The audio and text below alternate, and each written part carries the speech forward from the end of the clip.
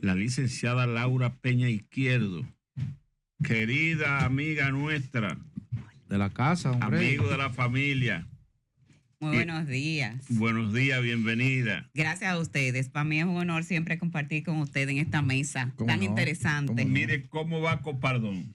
Bueno, Copardón está ya renovada la directiva, ya que sometimos para un nuevo periodo como presidenta de Copardón y acabamos de ser reelegidos. Sí. Entonces seguimos con trabajo intenso, trabajando con obviamente el tema del Código Laboral, que ya está en el Senado, pero de todas maneras pues dándole seguimiento a las conversaciones que hay ahí en ese entorno. Con el Comité Nacional de Salario nos ha ocupado bastante desde el principio de año. Todo eso ya se cumplió. Ahora mismo ya terminaron las conversaciones de Zona Franca, donde acordaron un aumento un 25% al salario mínimo. Y ahora empiezan las conversaciones con el sector de los hoteles y restaurantes, turismo, para revisar el comité. Se quedó ahí. Bueno, no sabemos. Eso está en manos del Senado. El Senado tiene un proyecto de ley de los temas que fueron consensuados en el Consejo Consultivo del Trabajo. Y en diciembre del año pasado nosotros fuimos invitados, al igual que el sector sindical, para exponer cuáles eran esos temas que habían quedado fuera de ese acuerdo y que el Senado entendiera nuestra posición en base al tema de la cesantía. Que cuando se habla de cesantía, realmente lo que nosotros buscamos es tratar de reducir los costos laborales. Eso es realmente el tema que nosotros entendemos. Nosotros hemos puesto sobre la mesa muchos temas para manejar una disminución en los costos laborales, no solamente la modificación de la cesantía, sino que también nosotros hemos propuesto el tema de que se aumente el periodo de prueba de los empleados de 3 a 6 meses para que nosotros podamos tener más tiempo de conocer ese empleado si realmente es una persona apta para la posición y no tener de una vez los beneficios de la cesantía. Eso ayudaría a emplear mucha gente joven, porque la mayor parte de la gente joven que no tiene experiencia, a veces las empresas no los quieren contratar porque en 3 meses ya tienen derechos adquiridos, pero si tenemos un periodo de prueba de 6 meses, pues nos ayudaría muchísimo a emplear jóvenes y a darles la oportunidad de formarlos y ver si son aptos para X o Y posición. Ese es uno de los temas. Otro de los temas que hemos puesto sobre la mesa es que la cesantía se calcule en base a un salario promedio de lo que ha devengado ese empleado en la empresa, porque a veces un empleado hace carrera en una empresa 10, 15 años, pero a lo largo de que está en la empresa tiene un salario que empieza bajo, después va aumentando porque lo van promoviendo. Entonces, hoy en día lo que el código establece es que es en base al último salario, lo que lo hace bastante oneroso. Si sacamos un promedio de la vida laboral que ha tenido ese empleado, pues no se le paga su cesantía, pero en base a un salario promedio de los salarios que ha tenido. Y otro tema es que hemos puesto sobre la mesa, ver ya eso con el gobierno, si puede reconocer una parte del pasivo laboral como gasto, porque nosotros solamente se reconoce el pasivo laboral como gasto cuando lo realizamos dándole la cesantía a un empleado. Sin embargo, tenemos ese monto que no lo podemos reconocer, está ahí acumulándose, entonces quizás esa sería una vía para ayudar al empresariado a reducir un poco sus costos laborales. Laura, en las conversaciones que ustedes sostuvieron con los miembros de la comisión que estudió el proyecto, que ya ahora está en el proceso de conocimiento, artículo por artículo en el Senado, ¿ustedes notaron algún ambiente de receptividad, de que pudieran cambiar algunos de los artículos que no se consensuaron durante el diálogo tripartito que ustedes desarrollan en el Comité Nacional de Salario o en el órgano... en el Consejo Consultivo del Trabajo.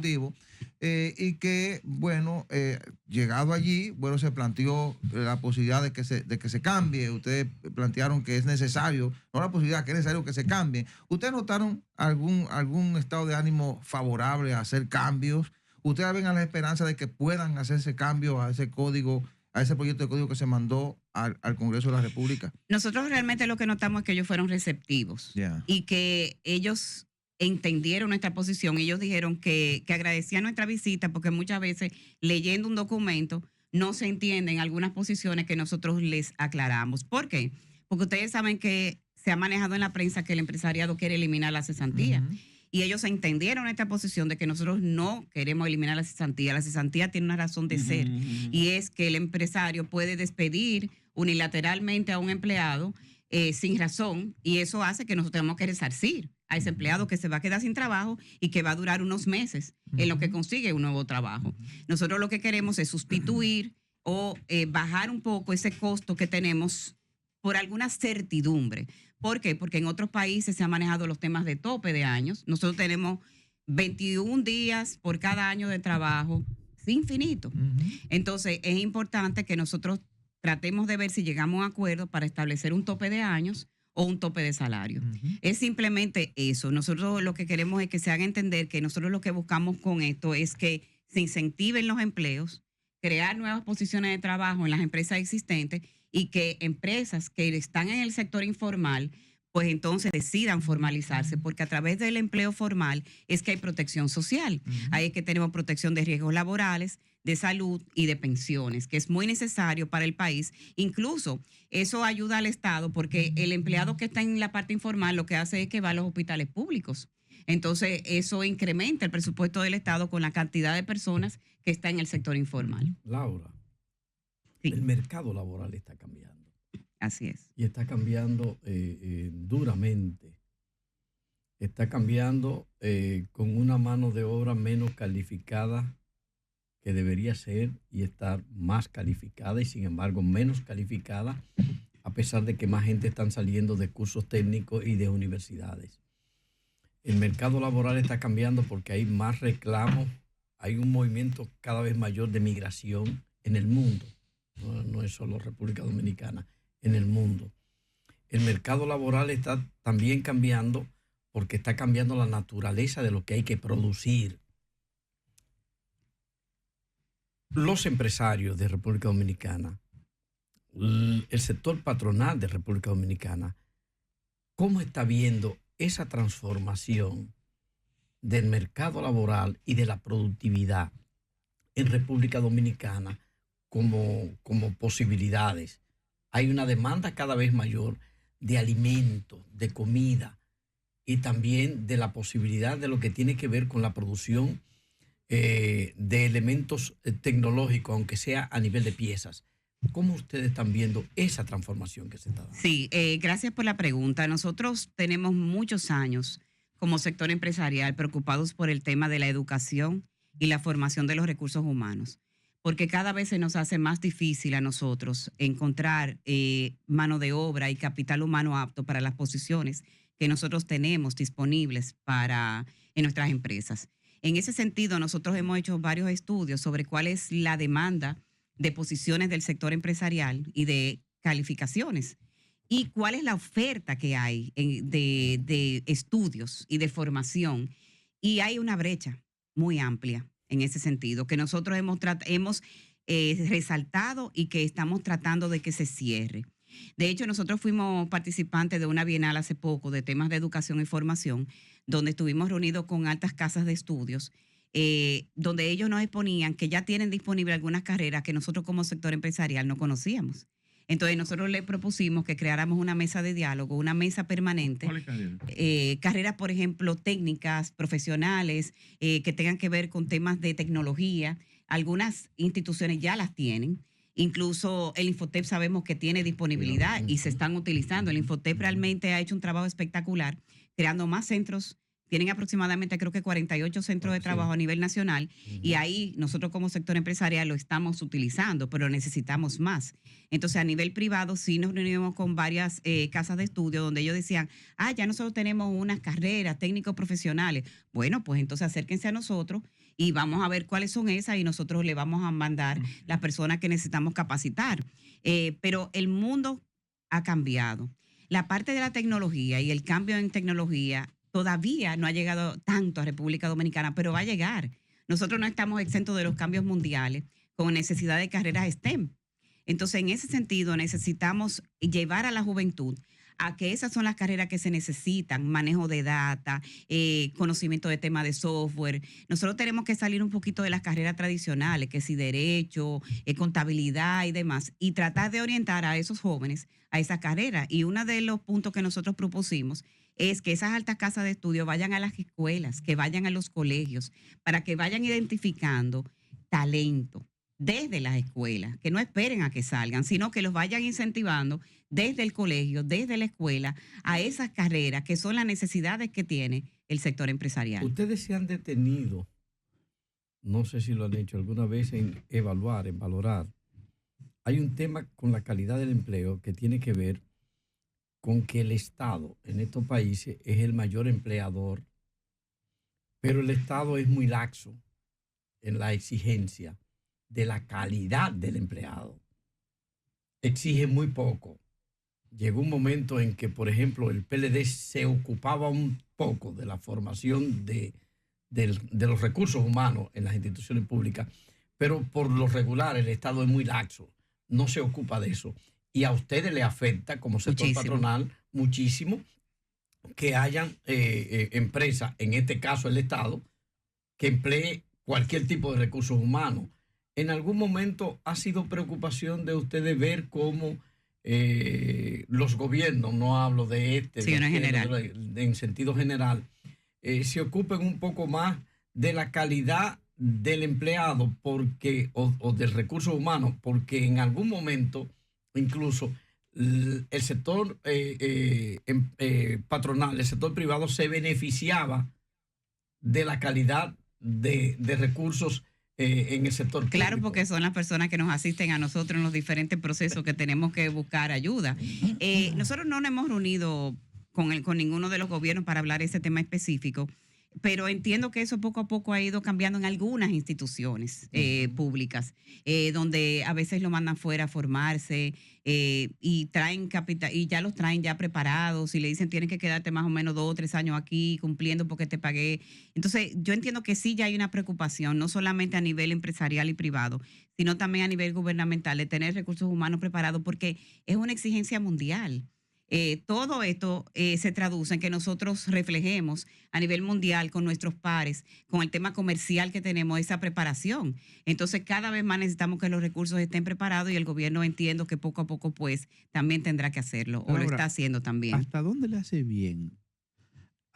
Porque hablan mucho de el emprendedurismo, pero ¿hasta dónde le hace bien ese cariñoso anticipo a esas empresas pequeñas? ¿Hasta dónde le hace bien? Bueno, no es que le hace bien. Déjeme decirle algo en ese sentido. Nosotros hicimos un levantamiento con la OIT en el 2023 de cuáles eran los obstáculos para formalizarse en el empleo. Y tomamos microempresas y tomamos también algunas empresas tanto formales como informales.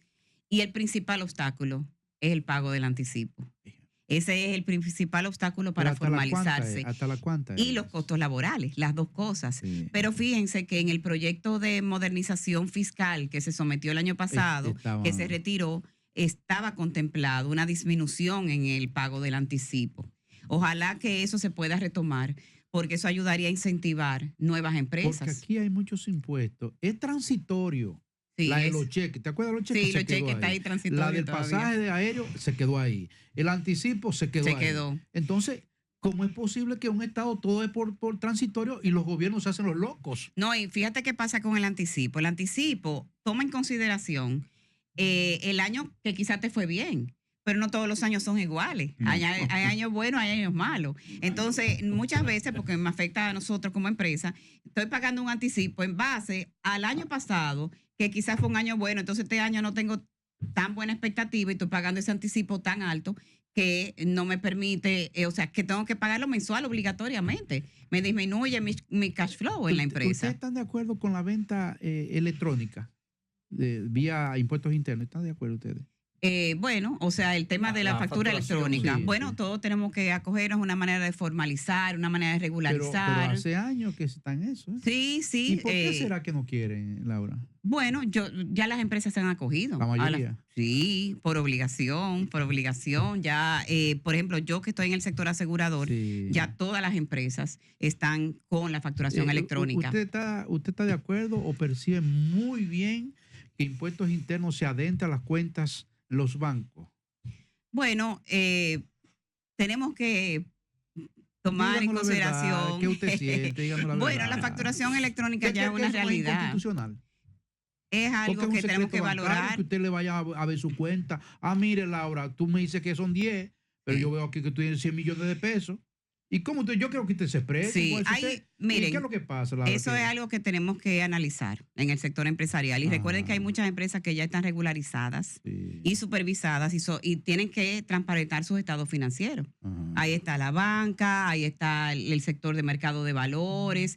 Ya hay muchas empresas que tienen que transparentar. Entonces, ya el tema del secreto bancario es algo que nosotros tenemos que estudiar y tenemos que analizar, porque hay empresas que no están regularizadas. Pero sí la DGI hace sus fiscalizaciones. Y nosotros hemos sido fiscalizados por la DGI y estamos abiertos a que Es decir, se que usted revise está el de tema de acuerdo que pagos de aquellas que impuestos. están organizadas, que el banco vaya y le vea su cuenta. El impuesto No, interno. al banco Que impuesto directamente interno no. vaya al banco. a ver No, su al cuenta. banco no. La Pero DGI, eso yo lo estoy preguntando. no, eso es secreto bancario. Yo hablo en dominicano. Laura, Secreto yo no sé hablar bancario. español. La DGI ha ido a nuestras empresas Sí, sí, a hacer pero su espérese, fiscalización, Laura, pero ya espérese. directamente Que al vaya a la banco. empresa es una cosa y que impuestos internos se meta al banco y que el banco le dé el derecho a impuestos internos a ver su cuenta es otra Ya cosa. eso es secreto bancario. Eso es Sí, secreto lo que pasa es que bancario. está circulando Sí. la versión de que Impuestos Internos Sí. está revisando las cuentas de particulares esos rumores, y pues, de, púseme y de la- las esos empresas. rumores. No digo que Iván ayer dijo que eso son rumores. No Ah, los, ok. yo no lo conozco. No conozco de que eso esté Hay una pasando. ley, Laura, hay una tenemos- ley para eso. Laura, ¿Eh? Hay una ley que regula eso, una ley Ya. que impide ese Es tipo- inconstitucional eso. No, Sí. hay una ley que lo impide. Laura, qué bueno que usted hablaba de su profesión, de la privada, ¿verdad? Su negocio de familia. El renglón de seguros, reaseguradora. Yo siempre he tenido la duda de las instituciones del Estado que tienen seguro. Por ejemplo, el Metro de Santo Domingo tiene seguro. Que usted sepa, o si no, Que yo sepa, no conozco. el teleférico tiene seguro. La ONSA tiene seguro.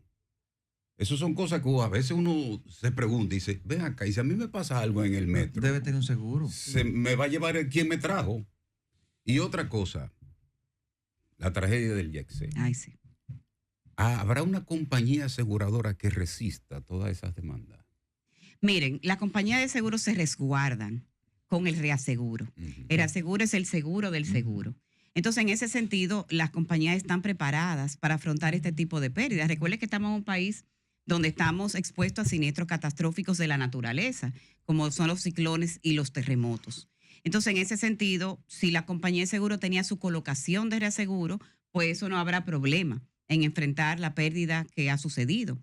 O sea que ahí no hay inconveniente de que si estaban asegurados debidamente, tanto en la parte estructural como en la parte de responsabilidad civil, que es la que le va a responder a esos terceros que han tenido personas afectadas, personas fallecidas y discapacitadas, entonces hay que ver qué suma asegurada tenía ese centro de entretenimiento para enfrentar las pérdidas por demandas, o ¿Y sea, en qué renglón caería eso? responsabilidad civil. Pero yo sé, Sí. pero no fue un terremoto. No, en este caso hay dos coberturas que se afectan. La parte de incendio, que fue un colapso, la póliza de incendio y líneas aliadas tiene una cobertura que se llama colapso y o derrumbe, que es la que le asiste en este caso. Y además de esto, las empresas contratan pólizas de responsabilidad civil para cubrir los daños que se ocasionen a terceras personas, que en este caso, si ese centro lo tenía, es la póliza que opera para pagar las demandas que le están ahora mismo poniendo a esta empresa. Si esa suma asegurada no cubre el monto de las demandas, pues entonces la empresa tiene que usar su patrimonio para responder a estas demandas. Entonces, por eso es que nosotros, como corredores de seguros, siempre le hacemos la advertencia a nuestros clientes de que la parte de responsabilidad civil es un número subjetivo de acuerdo al riesgo que estoy manejando, porque la parte de protección a la estructura es un número que ya se sabe, porque es el costo de yo reponer mi estructura y El eso local, se encuentra, eso es fácil de poner. Pero la parte de responsabilidad civil es una parte muy subjetiva porque uno nunca sabe cuánto puede ser una demanda. Y en este caso, las demandas, porque son muchas demandas que van a surgir de este trágico incidente. Pero el seguro no busca mucho en esa hoja que le dan a uno, Laura. Que uno tiene que buscar unos lentes, ya usted sabe. ¿Y cómo se detiene uno, mi querida Laura? A ver cómo uno le dice, sí, aprobado el seguro. No se ría, compañero, estoy hablando algo serio. No, me refiero a por las letras Dios. pequeñas. Sí. Toda esa letra, Laura, uno con tanto trabajo y tanta ocupación, y que ya me lleva a mi casa, le voy a dedicar 3 horas A leer la póliza. a leer la póliza. Y en una idea es eso ahí. Y el vendedor dice que lee eso rápido. Y en mira una eso. esquinita, cuando yo voy a Laura, el señor Mayovane, pero venga acá, mire, ve, fue que usted no leyó, mire lo que dice ahí. Por negligencia, mire ahí, no le toca nada. No.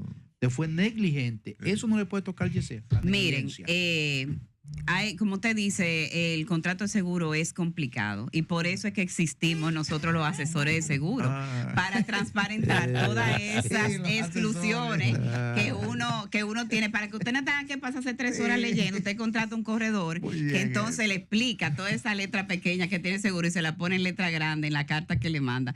Pero no, realmente el tema de la responsabilidad civil está claro aquí. Ahora, Independientemente de las razones que se investiguen, que sucedieron en este caso, realmente es evidente que hay una responsabilidad civil. Ahora, hay otro elemento en eso, que es bueno que tocamos el tema de Yesenia, que usted conoce mucho los seguros y de la protección. Hay otro elemento y es de las esposas, los esposos, los hijos que quedaron huérfanos. El nivel de protección, nosotros tenemos un sistema de seguridad social Así es. que es abarcador, primero en la parte de la salud, en parte de riesgos laborales Y en la parte de pensiones. pensiones. Vi que el Supérate identificó 28 familias donde hay decenas de niños huérfanos. ¿Ustedes han estudiado como sector empleador la cantidad de personas que estaban trabajando, que eran trabajadores formales, y que ellos y sus familiares estaban protegidos con el sistema de pensiones para esas Así es. familias? Nosotros no tenemos el dato de cuántos trabajadores estaban en el momento en el jet set, pero sí es importante resaltar que esos empleados tienen protección a través de la parte de laboral, Sí. de riesgos laborales. Le asiste a sus familias una pensión porque sufrieron un accidente laboral donde fallecieron o quedaron discapacitados. Esto le corresponde una pensión a la familia. Con relación a las personas que asistieron al evento, que fallecieron, que dejaron niños huérfanos, que aproximadamente serían más de 100 hijos huérfanos. Esos hijos, si sus padres estaban en el sector, en el régimen contributivo de la seguridad social, aportando en pensiones, tienen una protección de un 60% del salario de sus padres para pagarle hasta la edad de 21 años, siempre y cuando sean estudiantes. Esto es un dato importantísimo que la sociedad lo conozca, porque hay muchas personas que no conocen los beneficios del sistema dominicano de seguridad social, que ha sido una gran conquista para el trabajador, porque vino a ofrecer una protección social que no teníamos, y sobre todo en temas como estos es donde se pone de manifiesto esta gran cobertura que tenemos, que esos jóvenes y esos niños puedan tener un 60% del salario de sus padres hasta cumplir los 21 años. Es una cobertura que hay que valorar en su justa dimensión. Con eso van a poder seguir estudiando, va a cubrirse el techo, va a cubrirse la alimentación, ropa, todo lo que sus papás le proveían de la parte material, pues esos jóvenes van a poder seguir teniéndolo.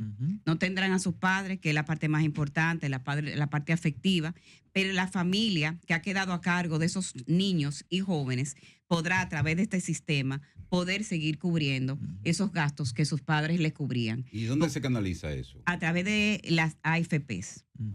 Cada AFP, incluso la CIPEN emitió una resolución donde instaba a las AFP a agilizar todos los trámites que hay que hacer para esto, y además de esto, las AFP han puesto a disposición de las familias abogados que tienen en sus empresas de manera gratuita para ayudarlos con el proceso. Es un proceso que normalmente corre bastante rápido, y entonces inmediatamente los hijos menores ya tendrían que tener un tutor para recibir este dinero, porque son menores, y los hijos mayores de edad, pues entonces van a recibirlos directamente.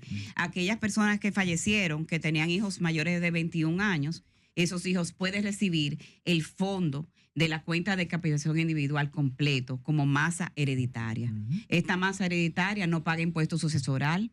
Hace mucho tiempo el Consejo de la Seguridad Social emitió una resolución donde se hacía una exención de impuestos a estos fondos, y además de esto, que no tenían que esperar que pasara el proceso con la DGI del pago de impuestos sucesorales para acceder a estos fondos.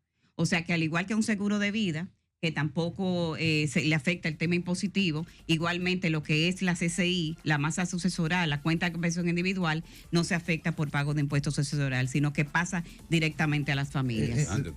Laura, mire, Interesante. el presidente de la República ha invitado a los expresidentes a conversar para tratar de llegar a algún tipo de acuerdo que permita al país enfrentar el problema de la inmigración haitiana en el país. El sector empresarial está bailando en esta fiesta porque tanto el sector de construcción como el sector de la agropecuaria y en parte el turismo, porque la parte de construcción de hoteles también vincula al sector turístico, pues la gente lo señala como gran parte de responsabilidad de lo que ha pasado aquí, por la gran cantidad de inmigrantes indocumentados que tenemos en el país. ¿Cree usted que además de conversar con los expresidentes, el presidente debería conversar con el sector empresarial, con el sector patronal, para ver de qué manera se produce algún tipo de entendimiento o estrategia que permita, primero, la colaboración de ustedes los empresarios para enfrentar el problema y segundo, que el Estado pueda garantizar la mano de obra que ustedes necesitan para seguir operando? Totalmente de acuerdo con que el presidente haya llamado a un diálogo sobre este tema que nos atañe a todos. Esto es un tema país. Y es un tema tan complejo que qué bueno que él haya convocado a expresidentes que han tenido cada uno su experiencia con el tema, que puedan llevar conocimientos importantes a una mesa de diálogo. Aquí no hay tema de partido, es un tema país. Claro. O sea que definitivamente saludamos ese llamado del presidente Abinader a los expresidentes. En relación al sector empresarial, nosotros estamos formando parte del Observatorio Migratorio a través de César Dargán, vicepresidente ejecutivo del CONEP. Entonces, ya estamos en la conversación. Si debe de haber otro espacio donde estén todas las fuerzas del país, pues entonces también el sector empresarial es importante sí llegar a acuerdos. Acuerdos sobre todo con el tema que tú mencionabas del sector construcción, el sector agrícola, donde necesitan un plan para el tema de las visas de trabajo, tanto para renovarlas como para emitir nuevas visas de trabajo a la mano de obra que se necesita. Entonces, en ese sentido, ese es el llamado que ha hecho ACOPROVI a través de su presidenta, donde ellos necesitan ese espacio, ese diálogo, para ayudar a ver qué plan nosotros entre todos vamos a idear o vamos a poner de acuerdo para que esas visas de trabajo se puedan renovar y se puedan emitir. Los paneleros dijeron, nosotros necesitamos 15,000 trabajadores. ¿Cuántos trabajadores le han dicho a ACOPROVI a ustedes que necesitan? 85,000. 85,000. Es el 20% de 400 y pico de mil, que es lo que tiene registrado a través del Banco Central el sector de la construcción. Entonces, cumpliendo la 80-20, ellos están solicitando un 20% de esa cantidad de trabajadores en la construcción para ellos poder trabajar. Esa cantidad? Bueno, no sé si serán suficientes. Se han sumado a otra área de trabajo. Porque Sí, antes la mera agrícola y construcción. Ya están en turismo, están en muchísimas partes. Hasta el servicio pero doméstico. recordemos que el 20% se aplica por empresa.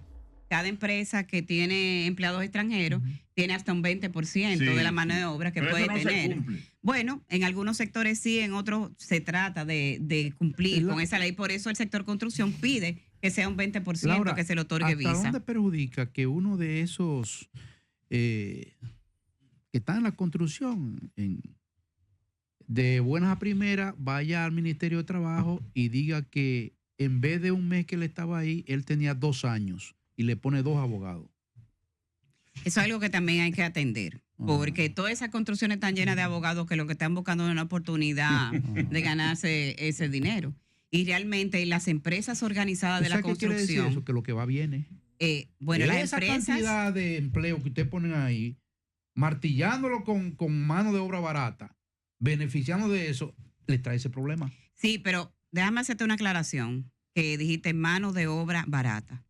Vamos a recordar que hay un espacio Yo en el le estoy Ministerio de diciendo el buen sentido de la Trabajo. palabra. Sí, yo sé, pero vamos a hablar hay un espacio en el Ministerio de Trabajo, que es el Comité Nacional de Salario, donde también regulamos el salario mínimo de la construcción. Ok. Es importante que eso se sepa, porque hay gente que tiene la falsa percepción que un trabajador extranjero gana menos que un trabajador dominicano. Y no es así. Hay un salario mínimo de la construcción que está tarificado por cada tipo de trabajo en la construcción, que el sector empleador Pero lo se ven cumple. ustedes en ese dilema cuando van al Ministerio de Trabajo con 3 abogados. Sí, pero lo que yo le decía es que las empresas organizadas tienen cuánto tiempo ha estado ese trabajador y lo tienen bastante claro. Laura, el sector está bien servido por los funcionarios y las instituciones del área de parte del gobierno. Sí, nosotros nos sentimos, por lo menos en la parte que nos asiste a nosotros como Copardón, que es el Ministerio de Trabajo, tenemos un acercamiento desde que entré a Copardón muy estrecho, muy cercano.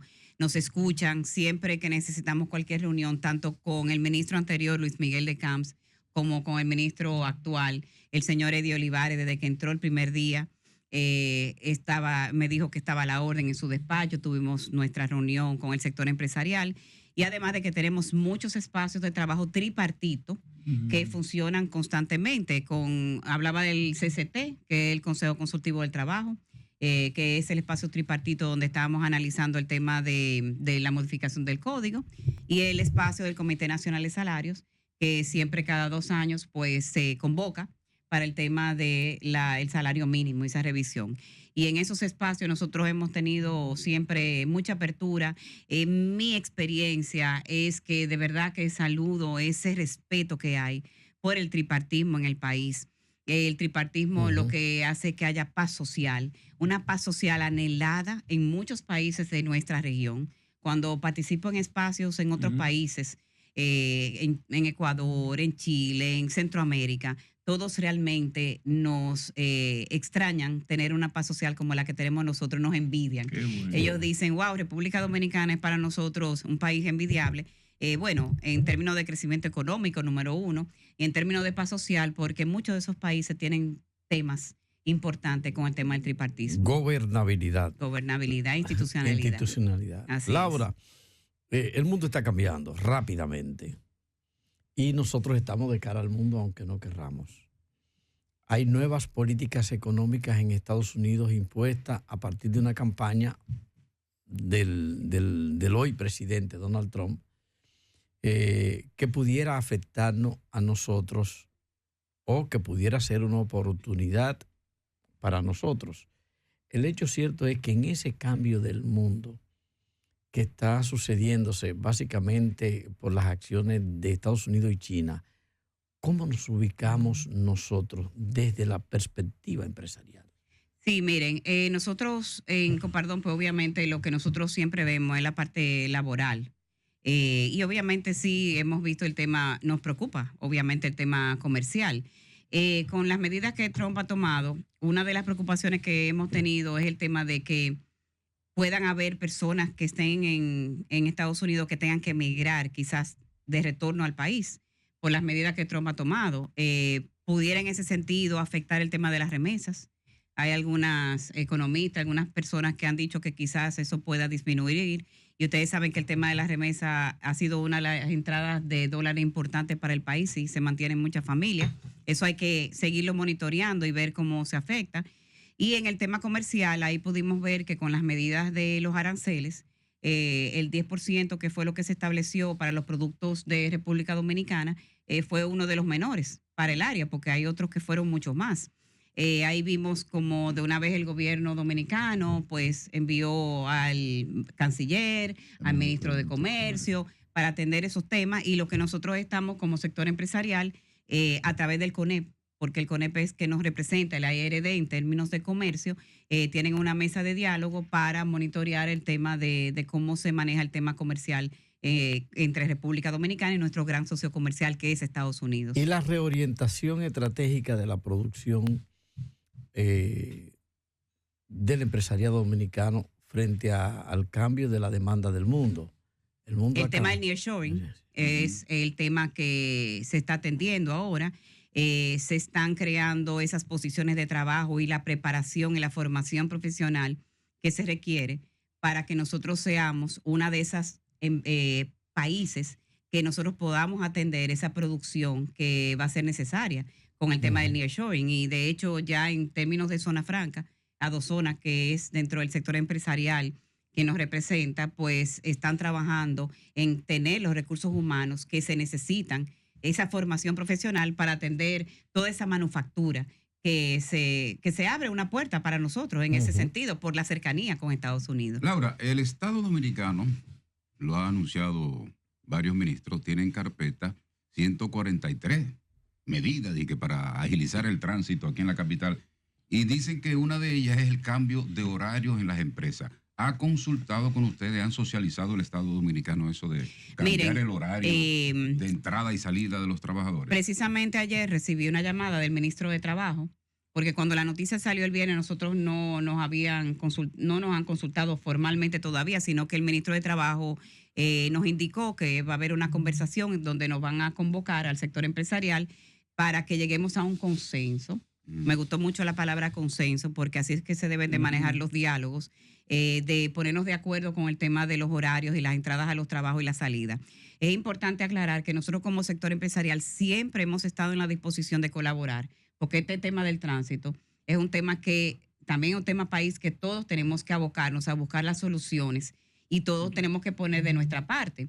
Yo le decía al ministro de Trabajo que también convoquen a los colegios, porque definitivamente aquí mucho problema del tránsito tiene que ver con la entrada y salida de los colegios, porque dense cuenta que cuando estamos en época de vacaciones, el tránsito mejora sustancialmente. Entonces tiene que haber una conversación con el tema de los colegios y con nosotros como sector empresarial hace mucho tiempo que estamos de alguna manera contribuyendo a la disminución de vehículos en la vía, porque tenemos muchas empresas, trabajos híbridos, trabajos virtuales y no presenciales. Después de la pandemia, muchas empresas se dieron cuenta que este esquema de trabajo remoto era un esquema que realmente les convenía, porque tenían que buscar menos espacio físico, le bajaba su costo, y la verdad que los empleados en sus casas se sienten muchos, de acuerdo entre empleador y empleado, algunos se sienten más cómodos trabajando en su casa porque no incurren en gastos de transporte, ni alimentación, ni tema de vestimenta.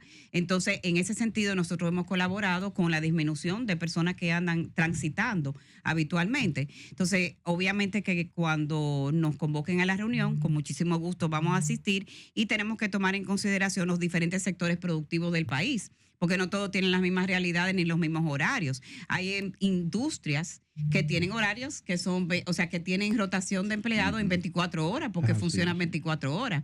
Entonces ahí no hay mucho que tú puedas hacer, porque ahí se dividen los horarios entre 8, 8 y 8, en 3 turnos. Ahora bien, vamos a analizar las empresas quizá de servicio, son las que se puedan organizar un poquito mejor con las entradas, con la salida. Vamos a ver cuál es el plan, porque no lo conocemos, qué es lo que ellos nos van a poner sobre la mesa, y obviamente llegar a algún consenso que beneficie a la sociedad. Ese es nuestro objetivo. Laura, el país ha sido señalado como uno de los que más utilizan el trabajo infantil en la región. ¿Cómo se puede enfrentar eso? Miren, hay a través del Ministerio de Trabajo muchas mesas de diálogo que tenemos, y además de que las empresas, por lo menos que son afiliadas a Copardón, no usan trabajo infantil, jamás. Entonces, es importante que nosotros, pues nosotros somos un ejemplo quizá para otras empresas de cómo nosotros tratamos a nuestra mano de obra y que nosotros hacemos de manera legal. Un segundo. Sí. Cada institución dice, nosotros no utilizamos trabajo infantil. Sin embargo, la OIT dice que es altísimo el porcentaje. Entonces, ¿quién es que lo utiliza? Bueno, nosotros tenemos que analizar cuáles son esas empresas. No tenemos ese dato de cuáles son las empresas que lo utilizan, porque nosotros manejamos la data de las empresas de Copardón. Y obviamente nosotros lo que promovemos es la legalidad en temas de todo lo que tenga que ver con laboral y el Ministerio de Trabajo.